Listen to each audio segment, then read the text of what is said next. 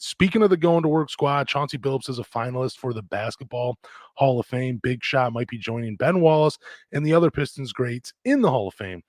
Chauncey Billups has spoken on this before, telling TMZ Sports he belongs in the Hall of Fame.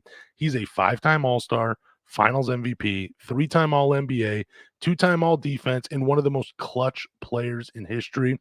I do believe he'll get in because in terms of players, this to me seems like a pretty weak Hall of Fame class, and he does have a better resume than the guys that are he does have a better resume than guys that are already in the Hall of Fame. I mean, I didn't even know Maurice Cheeks was in the Hall of Fame, and he does have an impressive resume, but I would still take Chauncey's resume over Maurice Cheeks. And even when I look at like Vince Carter and I compare the two, I know Vince Carter has all the highlights. He was an eight-time All-Star. I think he only made two All NBA teams. He had that great playoff duel with Allen Iverson back in like I think 2001. But man, he did all of that in like his first 9 years of the NBA.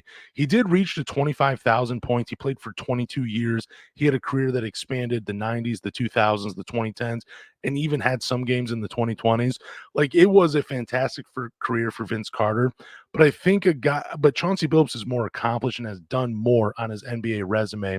And I think he deserves a shot more than Vince Carter does to be in the Hall of Fame. I think both of them will get in. But when I'm looking at like a Hall of Fame career, I think Chauncey Billups had more of a Hall of Fame career than Vince Carter, who was more of just like a highlight reel. I mean, he could dunk all over you, but it just, there was a lot, in my opinion, with the way Vince Carter could play, with how athletic he was, with his abilities and what he could do on the floor. I personally feel like he left a lot of meat on the bones compared to a guy like Chauncey Billups, who got every little bit out of his career.